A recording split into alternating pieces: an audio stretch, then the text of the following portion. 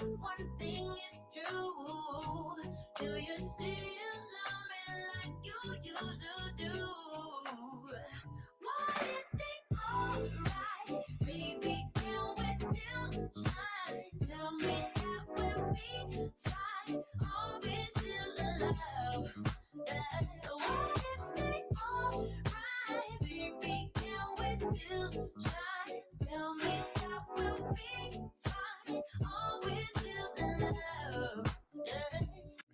Man. All right. Well, welcome again to How Love Can Last Forever After All. And man, do we have a special episode today. I know a few weeks back you saw that we had Man Talk, me and Q.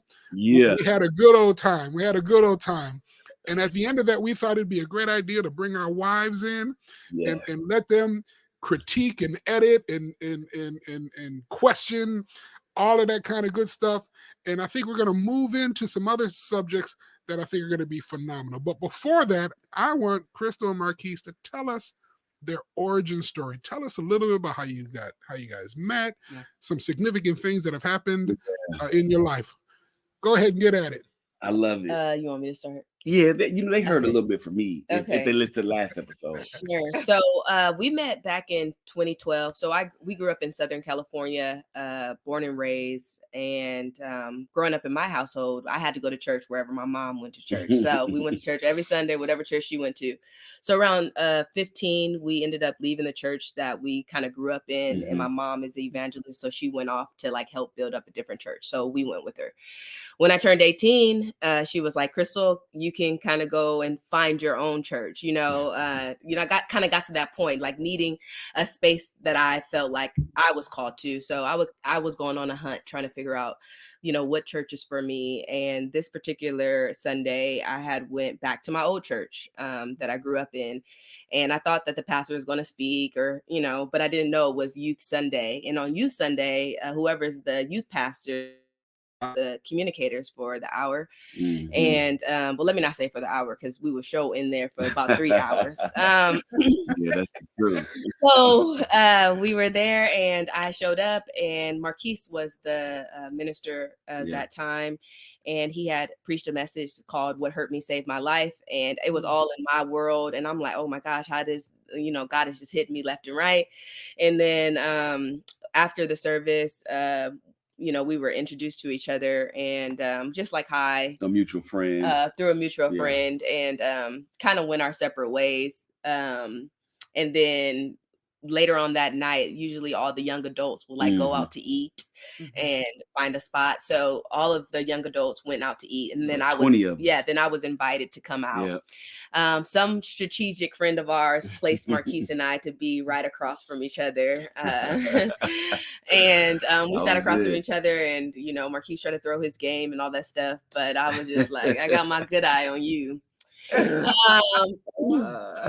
after that, we kind of just established a friendship. So that was in 2012. I remember the date. It was January 29th, 2012. Uh-oh, I like her. She's a dates girl. I'm a dates guy. I like her. You're a dates guy? Okay. From there on, that's just kind of, we just started our friendship. What you're into, what I'm into, just, and the cool thing about us dating at that time and just trying to figure out what this was or establish that friendship was just trying to see where each other were. I wasn't trying to be with anybody I had to fix or was a project. I needed you to know who you were in Christ. Not fully, but I just need you to have some type of guidance beyond what I can give you, right? And same vice versa, because other people we dated wasn't that. So we dated, then we got married 12, 13, 14.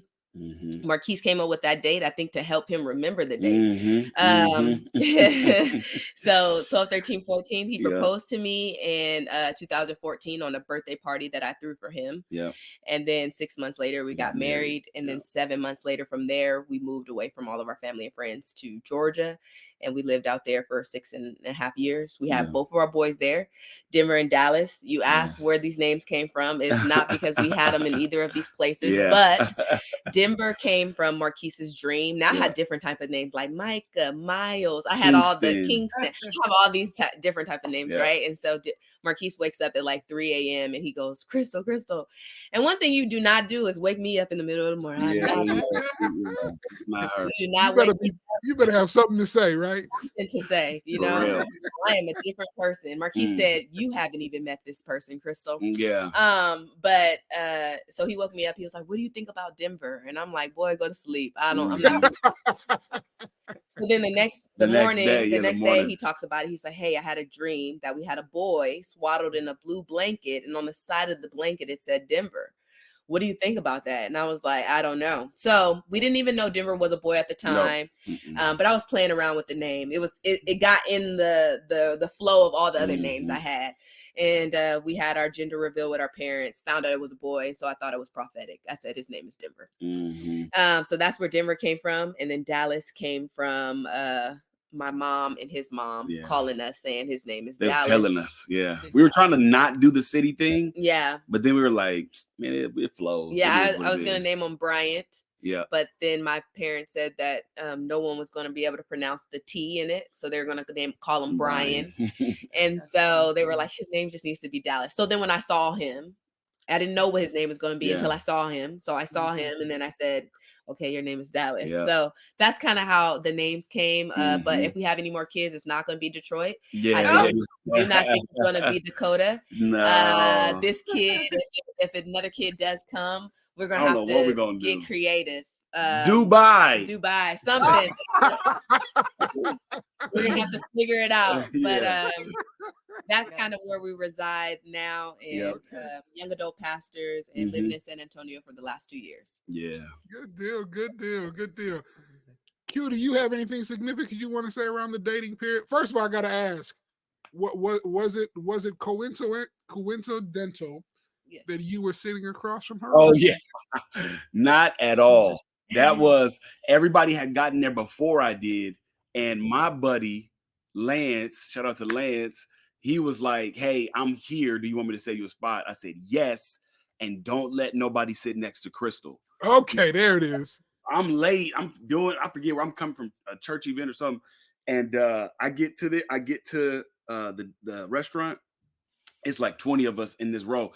And it's Krystal, and across from her is this empty chair. And I was like, bingo, let's go. Okay, he was helping God out a little bit. I wanted to see what was that all about. Yeah, man. So, but no, we were. I would just say, and this is what I tell guys all the time. It doesn't take us long. I can't speak for a woman, for a man, in my opinion. I don't think it takes us long to know if we could see ourselves with a particular young lady. And for me, I knew that when me and her started talking, not, at the dinner table, I'm talking. And then towards the end of the night, it was just like, there's something different. And then it was, well, let me just stick around to see if she's actually different than, the girls I've dated before, whatever. And the longer I stuck around, it was like, this girl is something about her. And I would say, we met January 29th. I would say by March, he told me he loved me. I knew. I was like, I know. And I think we know. I think there's there's FOMO, fear of missing out, but then there's FOBO, fear of better options. I think guys get that FOBO of like, but if I settle down, will a better one come? And so I think that happens. But for the most part, I think guys know, man. So anyway, I said that to say, 2-3 months in, I'm like, man, I know this is the girl I could see myself with forever. And but we stayed friends though first. We just stayed friends, had a friend energy, group dated. So just that friend type energy. And then October, either 14th or 11th is when I asked her to be my girlfriend. So we met January, and then in October is when I asked her to be my girlfriend, started dating. And man, it was just incredible. That time period, I felt like we were just clicking. And I don't think we put language around like these check boxes of what each other needed and what we were looking for in a spouse. But I would just say the fact that she had a relationship with God all on her own is what was the most magnetic thing. I think for me, I always found, like you used the word earlier, projects. Like I want to turn this girl into a Christian, or I want to drag her to the church. I wanted to be in love with God. And it was like, I dated girls that liked God, but wasn't in love with God. Yeah. And I knew I needed somebody that was in love with God. And Krystal had a relationship with Jesus all on her own. I wasn't taking her to church. She was, we grew up Kojic, so she was churching just like I was churching. And so, but I saw that and admired it. So yeah. Yeah, listen, couple of things. I know a little something about that. You just know when you see them. Yeah. Krystal, do you have any idea how old I was when I told my brother that I was gonna marry her? Any idea? Take guess. 21. Flip it. Reverse the numbers. Literally. Really? I was 12 years old. She walked into church with her mom and her two sisters, and I told my brother, "Oh, that's the one." He said, not 12, not 12 years old. I was 12, right?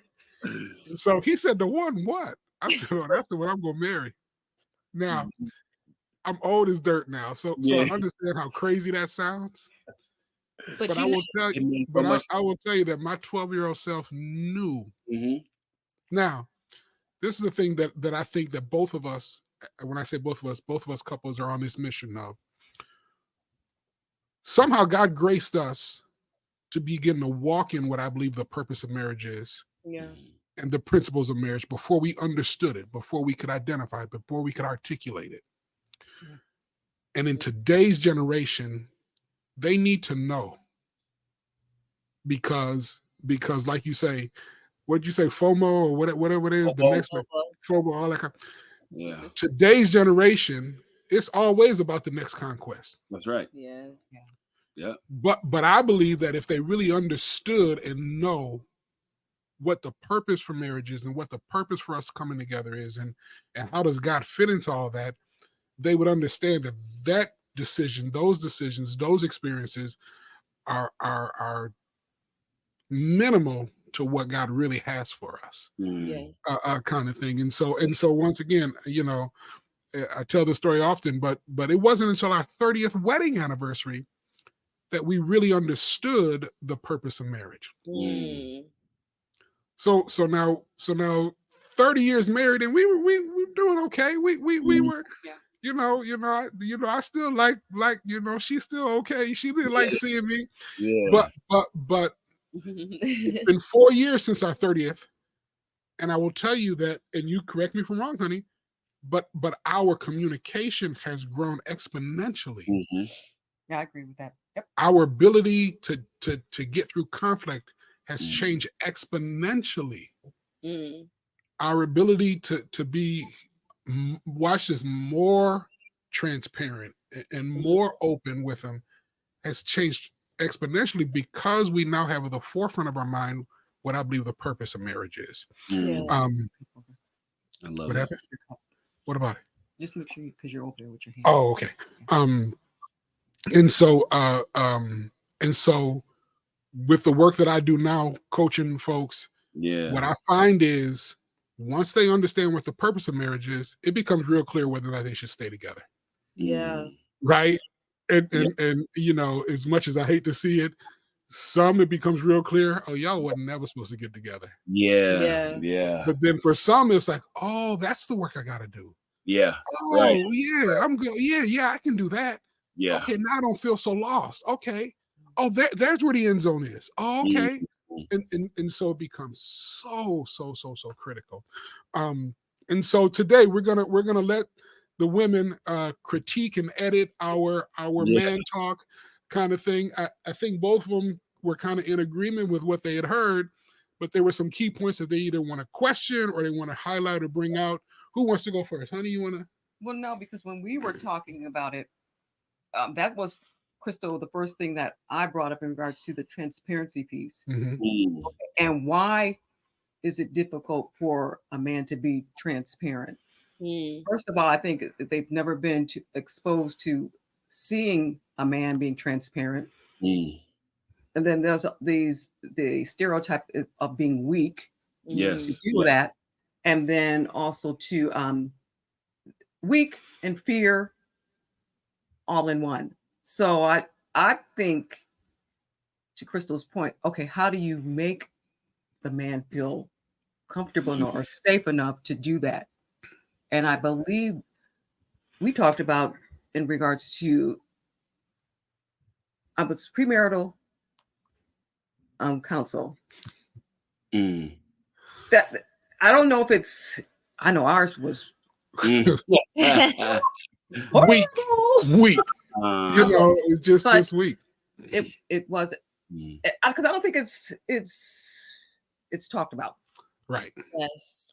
I don't think it's talked about. And I think part of it. Well, Marquise, you want to go first? You want to talk to why you think it's difficult for us guys to be transparent? Yeah, and I think, I mean, you bring up a great point, Aliss. I think definitely that fear is just really that fear of like what's on the other side. What comes with me actually opening up, because we were conditioned or trained or cultured into not opening up well into adulthood. And men are getting married, or men and women are getting married later and later in life. So I just say that to say decades have gone by with me being conditioned and cultured, to Aliss's point, to not be transparent or even not even see it modeled from a man. And then I get thrown into a marriage, and then a woman's telling me, well, just speak to me. What are you feeling? What are you thinking? And I'm like, I have no feelings. I am good.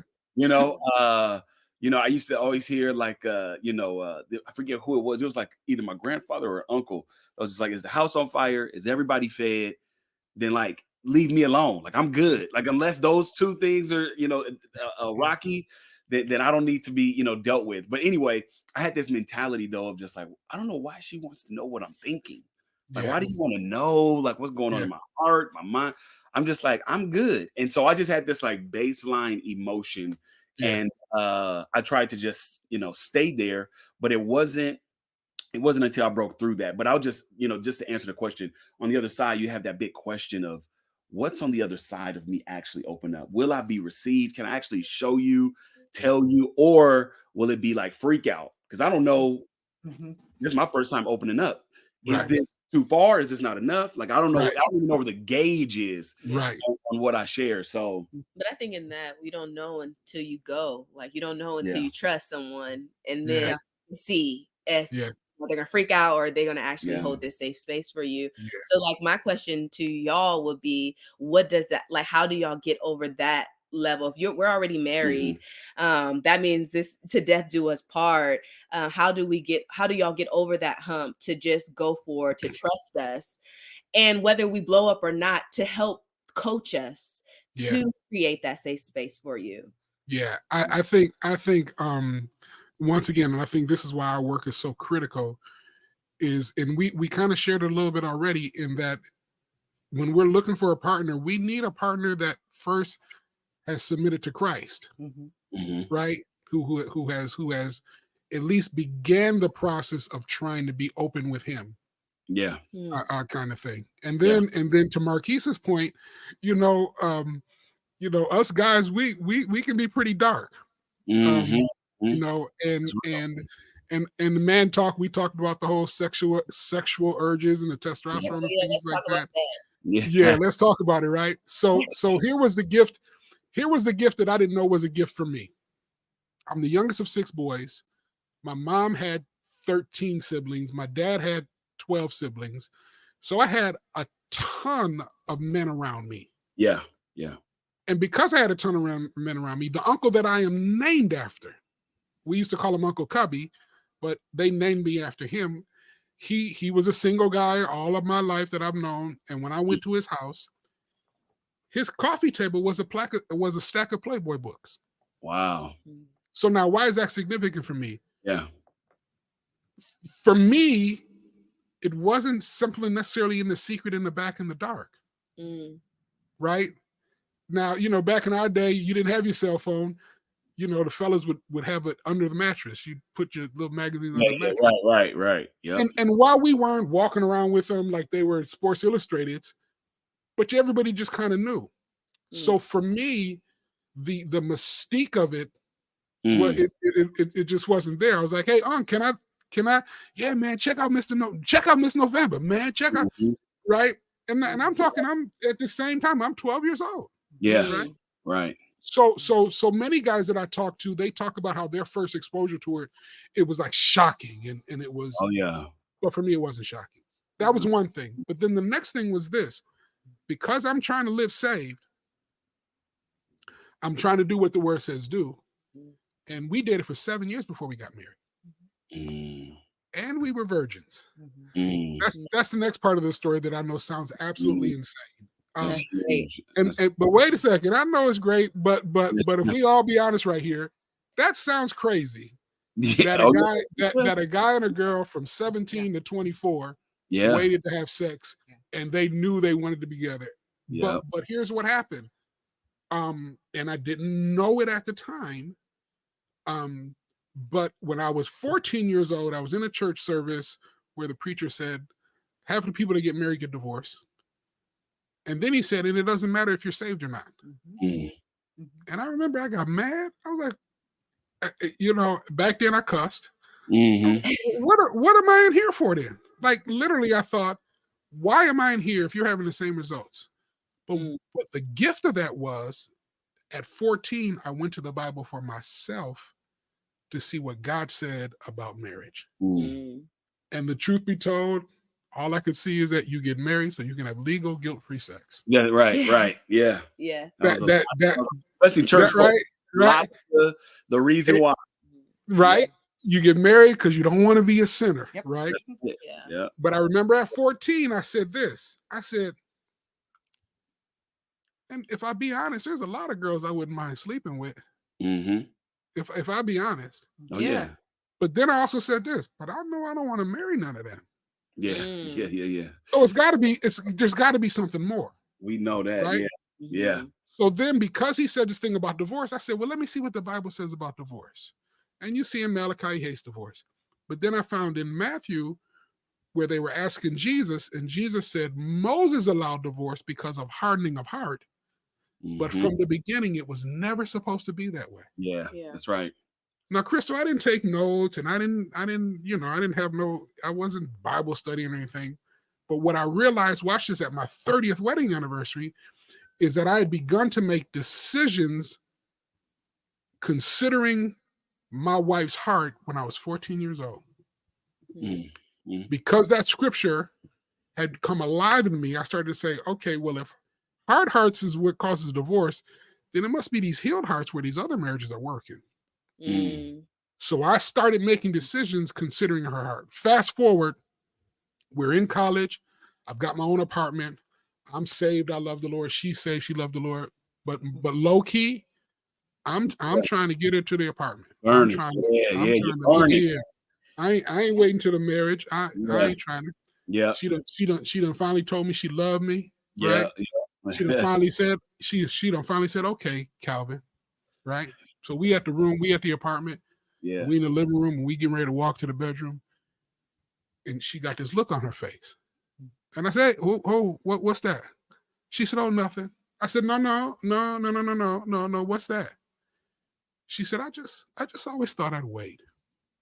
Oof. Yeah. Man. And I said, okay. Yeah. I said, come on back in the living room. Yeah. Here go the new rules. Here go the new rules. Yeah. You ain't never coming up here no more. Energy. Yeah. Let me go ahead. Yeah. You ain't never coming up here no more. Yeah. There were particular clothes, Krystal, that I told her you can't wear around me no more. Yeah. When we go to the movies, you can't put your hand on my thigh. Yeah. Right? When we kiss, stay on the lips. Don't you go towards my ear. Don't. Yeah. So now, this is the whole point of the deal. What I didn't realize is I was learning how to be transparent with her. When I finally made the decision, I'm going to stop trying to backdoor you. I'm going to stop trying to, right? Yep. And that was hard. Yeah. But the gift was, it began my being transparent. Now, whenever I do coaching sessions, I always talk about, you know how women say there's that time of the month? And everybody go, yeah. I say, well, the guys don't tell you this, but the guys can have that time of the day.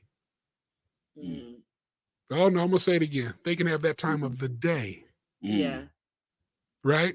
And I said, the greatest gift that happened for Aliss and I in our courting period is I would have one of those days where my testosterone was surging. Right. Yeah. And I got an attitude, right? Frustrated. Oh yeah. Y'all know about the attitude. Y'all. Okay. And I got that attitude. So now imagine this gift. Imagine this gift. I'm 22 years old, and I've got one of those days, and I'm supposed to go out with her, and I go pick her up, and she says, "What's wrong?" Yeah. Watch this, and I can be honest with her. Yeah. Listen, I am about to explode. Yeah. Yep. I'm in physical pain. Yep. And watch this, and the answer isn't, well, let me go relieve you. No. Yeah. I mean, it's not. Yeah. Right? And the answer is, so now what happens for her, for a woman who watches a man submit to the word like that for 2 years? Yeah. And you know it, you see it, and you observe it. Yeah. Yeah. Now watch this. With all of that, it was still hard for me to be completely transparent with her when I got married. Right. Oh yeah. Oh yeah. But it was a huge hurdle that was a gift to us that we didn't realize fully. Mm-hmm. So while I could be open and honest in that area, our finances, we were struggling. Mm-hmm. I'm trying to be Superman in finances. Yeah. And so what I'm trying to get is the principle of being able to understand our weaknesses and how we have to go to our strength. Marcus, I love Marquise, when the last time we met, when you talked about men don't understand that in my weakness, he's my strength. Yeah. So I understood that in the physical sex realm. I didn't understand that in the finance realm. Yeah. Uh-huh. Right? I didn't understand it. So we had all kinds of financial issues. Yeah. But imagine if we could begin to identify how to apply the principle of transparency in every facet of our life. Yeah. Understanding that that's the gift of relationship. That's the gift of marriage. Yeah. Is to have a safe place. That's right.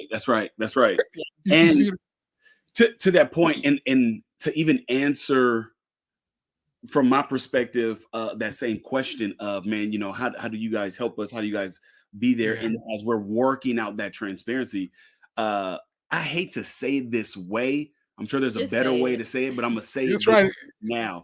But no, every interaction where there's an opportunity for vulnerability is a test for the woman, because I think as a man, we're putting out, I'm gonna give you a little bit and see if this makes you freak out. I'm not even gonna tell you everything. And this is even, like I said in the man talk, I share this with Krystal all the time. We have this saying of, to be 90% known is to be unknown. And so we always want to share that last 10% in our marriage. And there's times where I'll tell her, hey, this is something going on, or I'm feeling this, or I'm struggling with this. And then we'll talk, and then it'll be good. And then I'll notice she didn't freak out. And I'll say, hey, I got 10% more to tell you. Got a little bit more. Yeah. And so, and I hate to put all that pressure on the woman. I don't want them to feel defeated by that.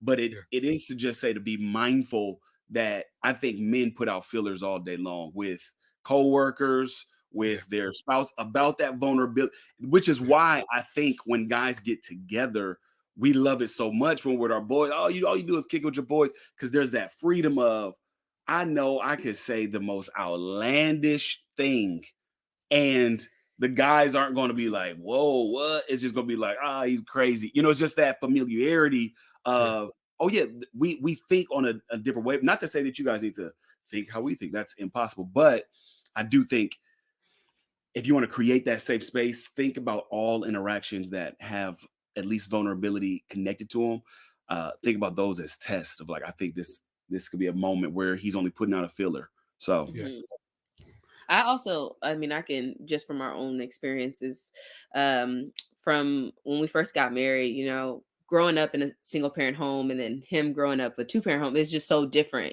so I did a lot on my own. So I don't need you to change it. So it's like, there's a lot that I had to give up, that I wanted to give up, but just didn't know how to give up. But what I learned just in our vulnerability piece is just when he's putting out those fillers to not weaponize what he's verbalizing. I didn't get that right early on. You know, it's just, as soon as he says something, it's like, and what? You know, I got the facial expressions, I got the head moving, I got all of that going on. So now I just killed the whole experience. So any man that's listening or woman that's listening is just like, sometimes we as women, we don't really understand our power. Like, we can kill with a facial expression, with a gesture. And that's what I learned early on in our marriage, is that he came to share something with me and I flipped out, right? So then it just shut him down. Now I'm like, so now you shutting down, you know, and it's this big old thing. I can't win, right? It's like, I'm sharing them, trying to be vulnerable with you. You flip, and then you're questioning why I'm shutting down now. And then that also sends what we talk all the time, is that also sends a signal to them of how much I actually can share with this person. So I think what I'm learning, even almost going on to 9 years, is like trying to tell myself, just be patient. Like, even if it hits me, even if it's like, oh, like, try not to show it on my face at that time, or to speak in a harsh way or a harsh tone at that time. Kind of let it just be what it's going to be in that moment, create that space for them. And then in another time, we can kind of talk through it, like, where did that come from? Or, you know, try to get down to the levels, because it's not really about me, is what I'm learning.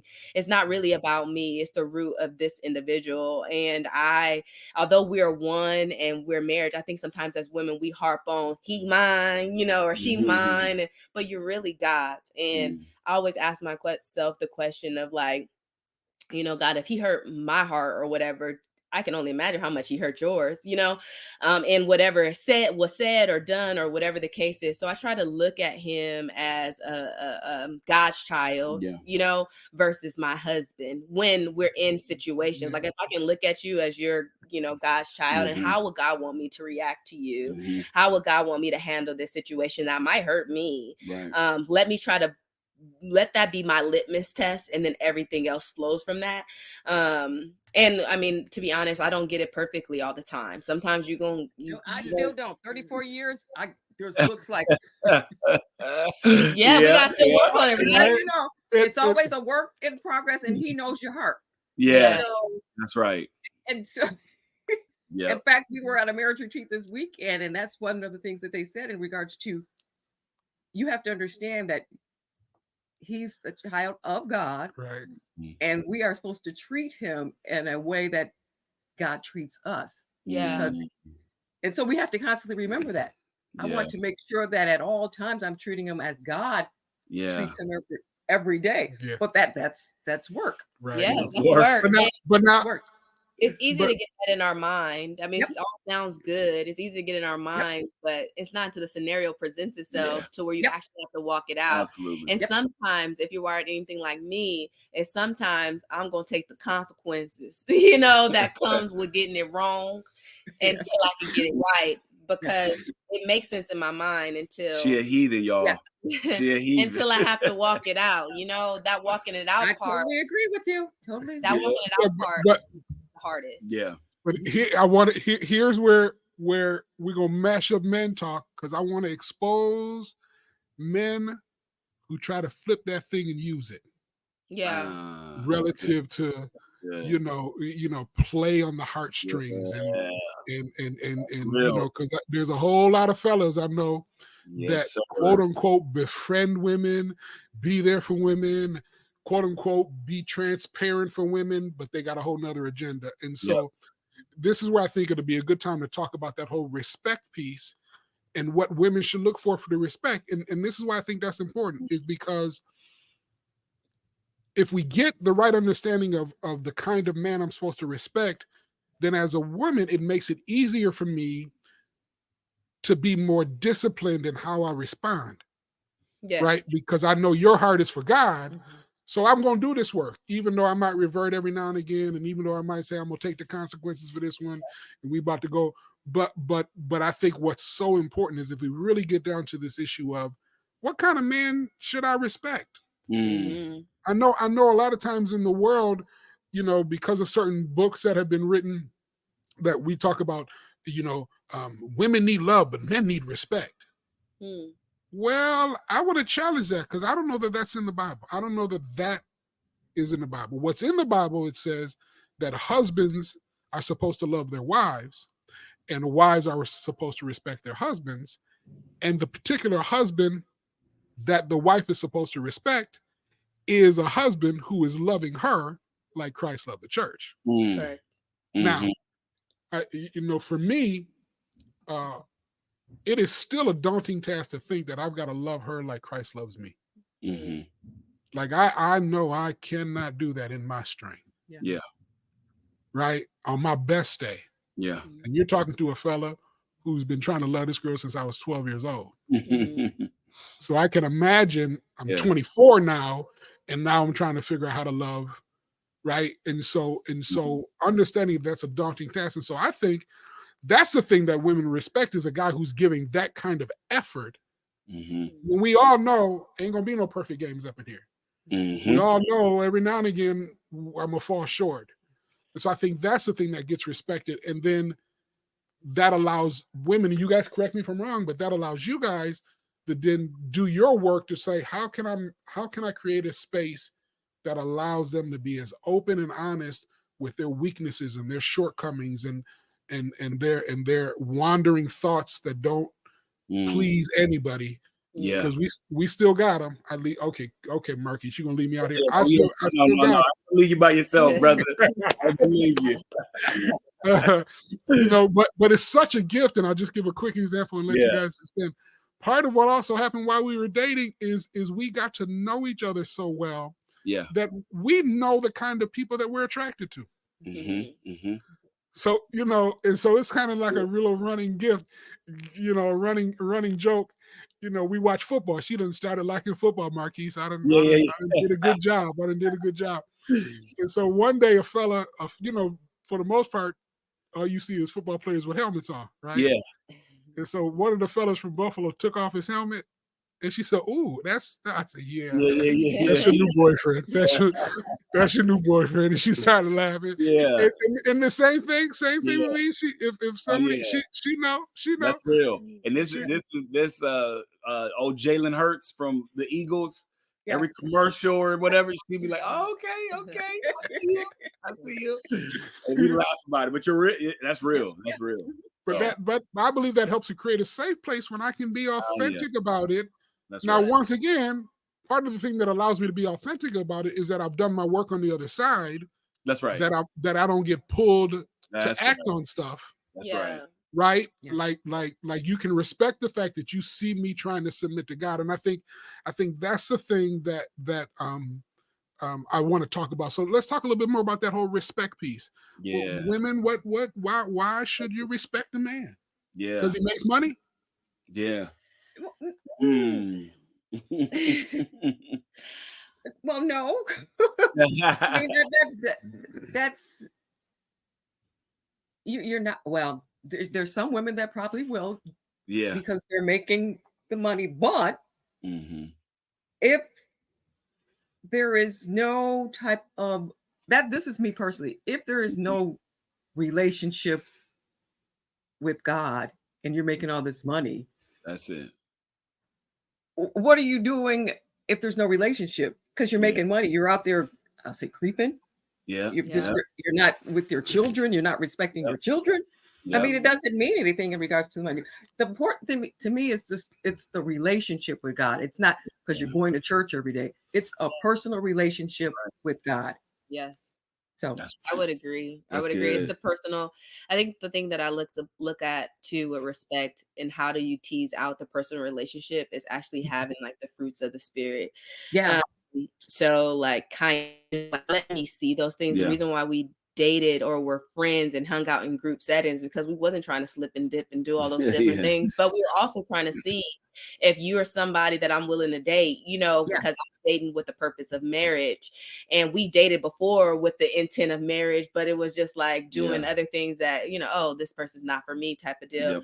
But I think what I look for in regards to respect is like how you treat somebody when we're out. Are you opening doors, not just for me, because you're trying to please me or trying to have a facade. So like, how do we tease we the fruit of the spirit out? How do we tease having a relationship with God out? It's like when I'm not present with you, how are you operating? How are you acting encouraging around other people. When I met him, he was holding doors for people, not just people who are older. He was holding doors. If he was there first, he'll grab the door. So I was just watching his mannerisms. So it's like how he treat me, but also how did he treat other people around me, was like the biggest thing. And I think sometimes when we get hung up on the things like money, you know, stuff like cars, you know, what he got on, when we get hung up on those things, when that person don't have those things, what happens? You know, do I lose respect for you because you don't have those things?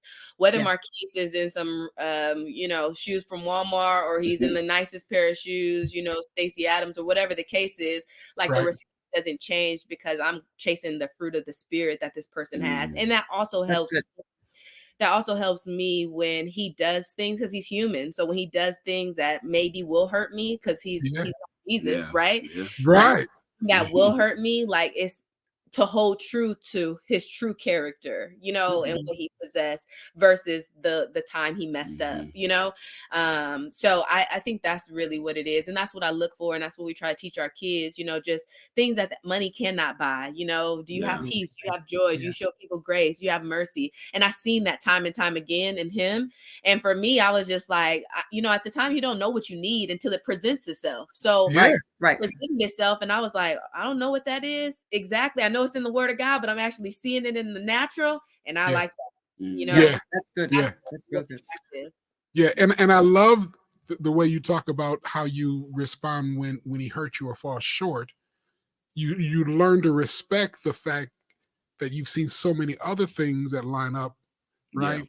And I think that's what that scripture is talking about. Is when we fall short, and we're gonna fall short. Have we done enough to show that was a slip up? That was something that I need help with. That's something that I need a safe place to find out what the root of that thing is.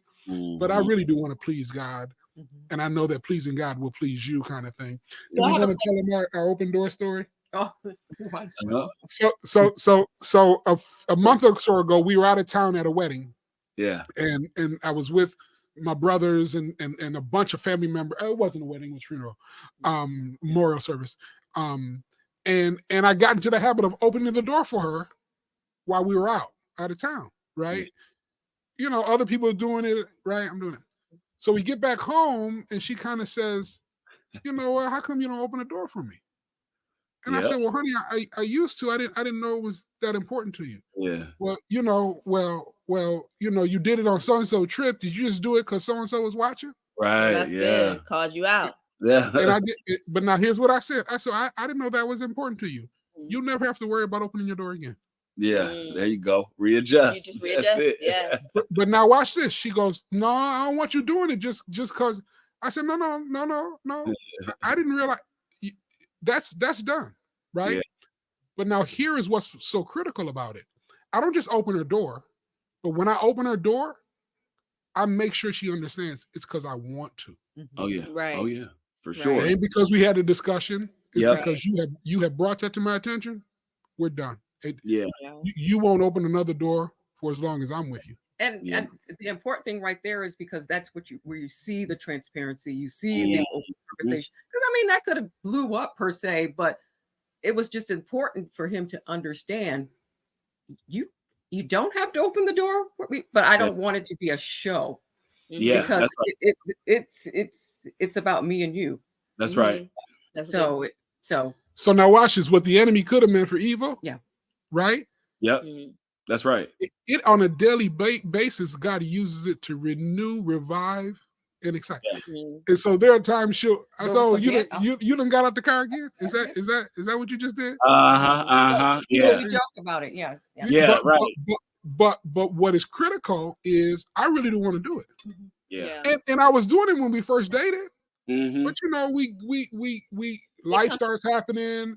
Like you say, you know, I go to work, I take care of myself, I can open my door, right? Yeah.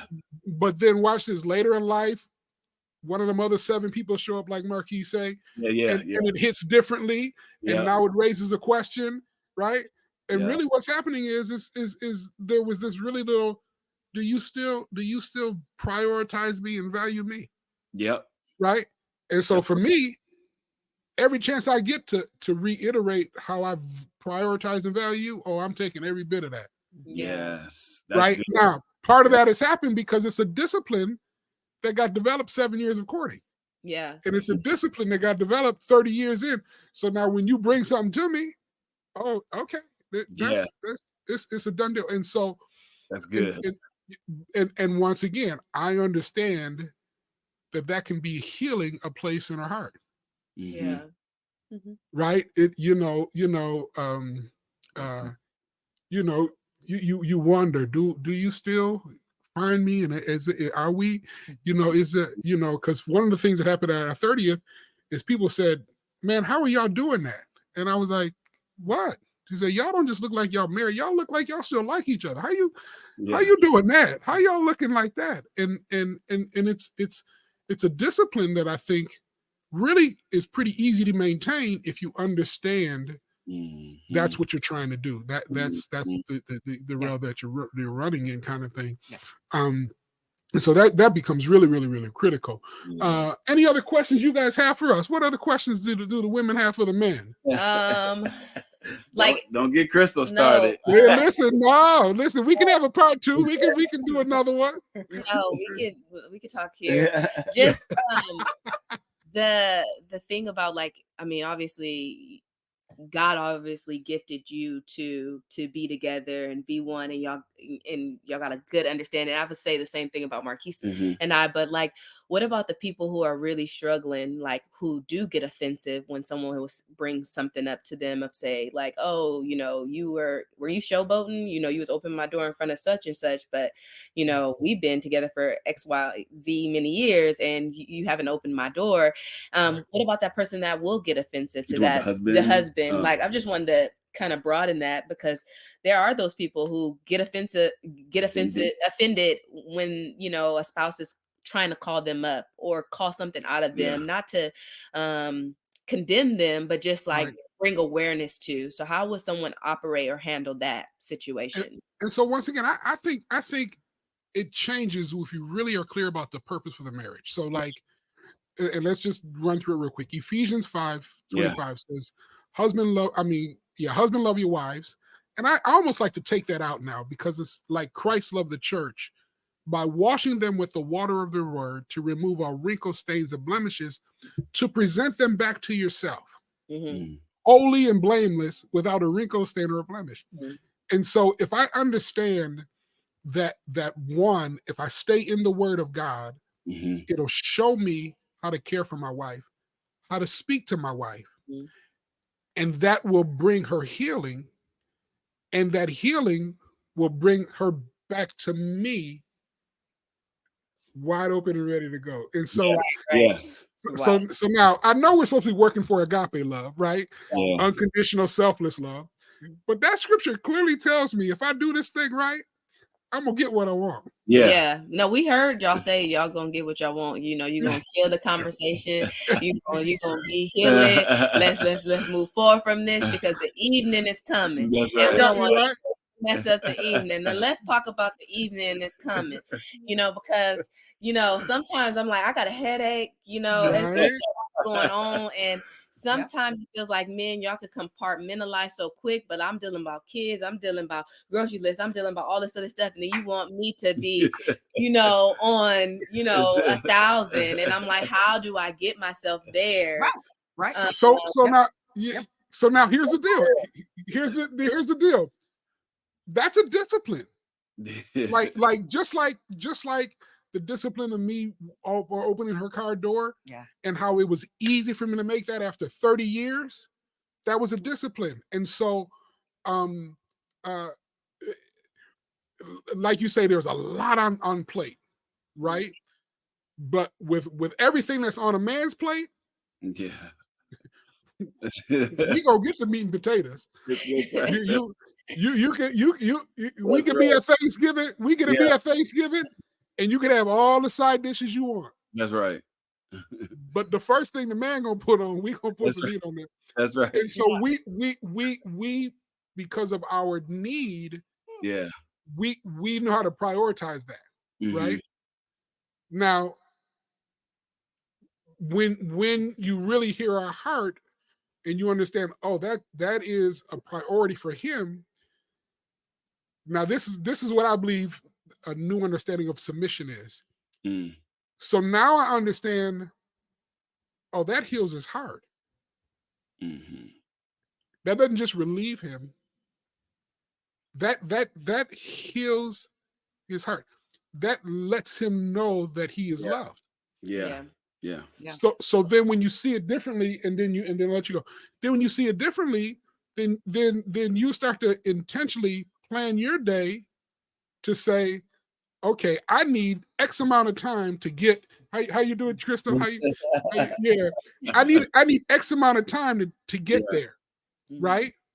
Or you tell the husband, okay, I when you do this, and this, like for me, if I'm better with keeping the kitchen clean and I'm better with vacuuming, and I know that helps to prepare her. Yeah. Right. No, we call that chore play. Yeah. Chore play.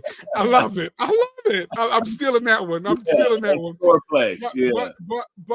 But those kinds of conversations. But the other deal is there's got to be a want to from the wife, and I think the want to comes from walking and understanding this purpose of healing your heart, because just like the Bible talks about how how Christ uses the washing of the word to heal us. We're the bride and the groom. Yeah. Right? As the man, we're the bride and the groom. So the same washing that we're being asked to do needs to be done to us. Yes. Right. Yeah. And so you tell me, how has that been for you to come on, Krystal, let's do it again. How has that been for you? No, I have to constantly remember, like I say, it's Krystal. I'm there with you. I have to constantly remind myself, because his is touch. Same. Yeah. That's not Aliss. Yeah, my service, and like he said, I like a clean house, and when he does that it makes me feel good, because he's understanding my heart. Yeah. And so I have to really say, Lord, please keep this on my mind in regards to what this really helps Calvin. And so I have to really say, okay, step out, because it's not about me. Yeah. Mm-hmm. And I have to remember. No. So now watch this. But now here's a funny part. One of the things that happened at the retreat this last weekend is Gary talked about how there are people who I'm gonna put it in my words, who like are always ready. Yeah. And then there are people who don't enjoy it until they get started. Right? Did you say that's me, Krystal? That's her. So if you understand that about yourself, right, then all you got to do is figure out, okay, how do I let this get started? Yeah. No, I think we unlocked it for the after 3 years of marriage, because it was just like I was like, I do not ever think I'm going to be on the same page as him. Like touch, it's not even always sexual. It's just touch. Like the other day, let him know I see him. This is how I let him know I see him. I usually like, oh, I see you. You look him. He's like, yeah, no words, no. I need touch. Rub my head. Do all. So it's just it's something that I am. We talk about it in stages, like awkward, mechanical, natural. And for me, it's awkward because I'm acts of service. Usually, we love people how we want to be loved, right? Yeah. So I'll clean up the house. Isn't the house nice? He like, yeah, but I don't see toys. Listen, well, I'm glad the house is happy. That's where he is. So I had to really go to God for myself. I only was playing devil's advocate with that question, because I know people on here struggle. I struggle. I still have to talk to myself. But just because touch is not a thing that I do, I put it through the filter of awkward, mechanical, natural. Like at first when I'm doing it, it's gonna feel awkward to me because it's not my natural. I think it's the lowest on your. I love that. It's not my natural thing. But the more and more I realize that I love this person, I want to love this person the way he wants me to show up for him, is that I'm just touching him, and then I see how his eyes just light up when I just naturally like just rub his back while I'm walking past him or something. He's like, I'm like, oh, it's working. So then it goes to Say mechanical. amen. So then it goes to amen. mechanical. You know, it's not awkward because I love this person. Oh, I'm seeing the difference it is showing me on the outer when I just touch him or do certain things. So that means something to me. Let me keep doing that. It's mechanical, you know, just like when you're playing golf for the very first time. You don't necessarily know how to swing it. You don't know if you're gonna hit the ball at the right time. So you just gotta practice it, right? So now my touch isn't awkward for me. It's more so like, okay, yeah, I know how to touch him. It doesn't feel weird. It's mechanical. Eventually, as we keep going on, it's gonna be natural. It's not something necessarily that I need, but because I love you, I'm going to naturally love you in the way you are calling me to love you in this season, because it could change. You know, you might be touched this season and the next season could be something else, but I'm just kind of rocking with where you're going. But I thought early on, I'm never going to be able to catch up to this man, to his to his touch, his drive, his drive. I'm like, God, I think you didn't pick the wrong. There was times where I thought, God, I think you didn't pick the wrong one for him. You know, was that a me choice, a him choice to want to be together? Because I think I am failing miserably in this area. And God, and one thing that there's a few things that happened in my world that kind of changed. The first thing was I realized God told me you're graced for him. Grace for him, meaning that there's room for you to grow as long as you acknowledge, you know, y'all might be missing a target or a point. I was missing it. I know I was missing it early on, right? And then the second thing you was, do know that's half the battle. I'm sorry, you do that's half the acknowledgement is half the battle. You do know. Yes. And then like walking it out. It's like you have it in your head, you acknowledge it, and then it's the walking it out piece, right? Then the second thing was when Marquise told me a few years ago that it's like food and water. It literally, like, that's no exaggeration. That's how it feels 100% of the time. Like when he would tell me like I need, or he want me, or he want to wake me up in the middle of the night, and I'll be wanting to, you know, I'm like, you don't leave me alone. Leave me alone. Got a headache. I got a lot of things going on in my world. You didn't even help with the kitchen. I'm overdone. I'm done. You know, just different things that I didn't really understand. But when he said that statement, I don't know where he said that. But he said that statement, and it was like, boom, like the lights went off in my head, where I'm like, God, whatever it is you got to do to help me, I'm gonna go to you. You said I'm graced for this. I'm gonna go to you to help me in this area. Now, I may not ever be able to get at the stage and place he is, but as long as I'm aware of it, that means when spit up is on me, that means, like you were saying, that means, like, you know, whatever I need to do to carve out my day, you know, figure out the time, that's what I'm gonna try to do. But sometimes it still is hard, because I think working towards selflessness is hard, you know, because I'm naturally selfish. So it's like, you know, sometimes I had to, God was like, what was I telling God? I was saying something like in regards to, but God, he's not meeting my need, you know, because X, Y, and Z, you know, all these things. But then I got to keep bending. He's like, but if you meet his need, he becomes so much more invested in what the thing is, that if you're meeting him, eventually he's gonna be like, man, what do I need to do for my wife? Do I need to do those things? Like, I realized that I got the key, you know, not that, you know, not to play puppet master, but I realized that there's something I got. I'm the only woman that can give you this. That's right. I'm the only woman that can connect with you this way. I'm the only one, like, I'm it, you know. So if I'm it, God, I know that there's a desire that maybe in me that have yet to be unlocked, or I haven't been in search of because I wasn't really looking for, or maybe because it's not what I necessarily need, that maybe I need to put my focus on that. And when I do that, it can kind of help, you know, navigate and manage that tension that we kind of live in, that is different because we live on two different planes. And I think the thing that's so significant is the world has really taught how to use it as a weapon. Correct. Yes. When God's intention is, it's really a gift. It's a gift. Yes. And then the other thing I always want to emphasize is we make the choice of who we marry. Yes. God doesn't, you know, God doesn't pick.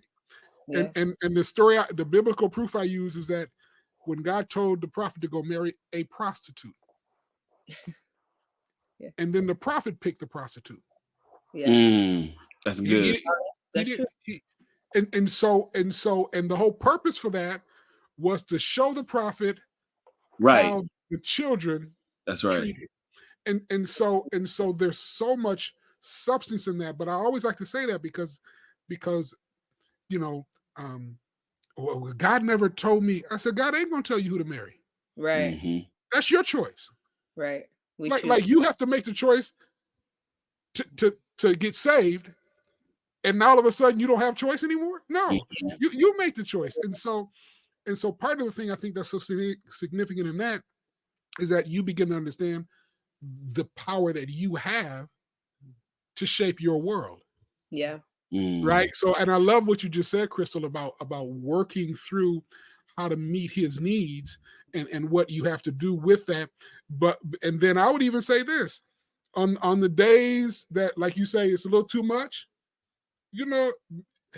babe, I'm gonna need you to, because it's gonna take a minute for me to get there. Yeah. And then the other thing that happens is when that, and I'm speaking for me, Marquise, you can tell me if it's for you. When I see that effort on a consistent basis, on the times that it's like, okay, it's just not gonna happen today. Mm-hmm. I'm good with that. Yeah. Because I have seen the effort. Yeah. I've seen that, okay. So then on those extra days, I'm saying, okay, sweetie, do I need to do anything? Are you okay? Mm-hmm. So watch this. I went from worrying about getting my need met. Yeah. And because she has displayed her care for me. Yeah. And then this is a night. Okay, what is it?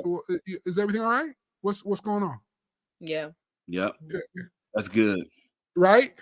And once again, safe place. Yeah. Mm-hmm. And there's a you can't feel love without being safe, right? Yeah. And the other saying is being heard. Yeah. Yeah, being heard is so close to being loved, it's hard to tell the difference. Yeah, that's I love that line. Yeah. So now watch this. So then it's one of those nights she it was too much, right?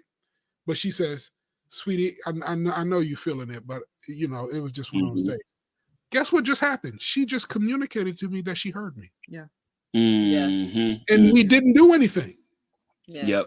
She just communicated to me, I know where you're at right now. Know where you're at, yeah. Which I know does where you're a lot at for now. us. Right? So now watch also what happens. When she does that, now I know where she's at. Yep. Yep. Yep.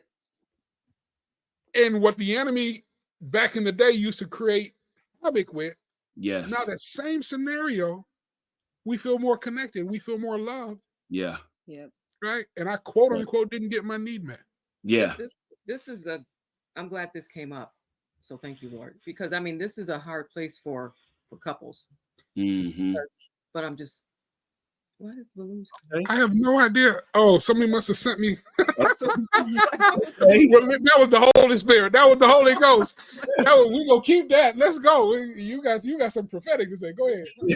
You did say thank you, Lord, and then the balloons came. Like but no, I'm just grateful that came up. That's a real. I'm sorry. That's gonna be a real. Y'all know that's gonna be a real. Yeah, right? that's good. But I'm just grateful that the Lord's in the midst of this conversation, because that's a topic that's probably very challenging for a lot of couples. Yes. Listen, when I coach couples, that's one of the first things I talk about. Yep. Yeah. Yep. Same. And because it's huge. Because the enemy and then the enemy wants to use it because and Krystal, I've talked about this before marriage, especially if you're trying to do marriage God's way. The enemy wants you hot and heavy. The moment you get married, he's like, y'all can cool off. Don't even, because it's so much power when you do come together and connect. We always say it's worship. It's worship. It's so much. It's It's form of worship. I tell Krystal, let's worship together. That's love. That's right. But so the enemy loves to use it. So man, I agree. I think and for us men, there is a level of, because I do think, and this is just a challenge for the guys, because we did, especially my generation, younger, because we grew up with that internet and the world we live in is so just X-rated, R-rated, commercials, TV, everything. We just grew up in a time where it was just so accessible. And so the young man is conditioned that if I see something, if I want something, then I get to have that. And so I say that to say, whether dating or married, a fruit of the spirit is self-control for a reason. Because, and I tell guys, practice self-control now for no other reason than you are not going to get married and have all the sex that you want. You're going to have self-control even in your marriage. Yeah. You have a baby, that's 6 to 8 weeks that comes from the devil. I gotta practice self-control. It's the headaches. I'm overstimulated. There's so many things that happen in the course of a year for a woman that we do have to practice self-control in areas. But to be seen by Krystal to say, hey, which is why I love this. And Krystal came up with this 24-hour rule where she says, hey, like in the moment that I see you, and we coach couples, whoever has the higher drive or whatever, but just to say, hey, I see you, man, this is a lot going on for me. I will not let 24 hours go without, watch this, not only us coming back together, but me initiating when we do come back, the 24-hour.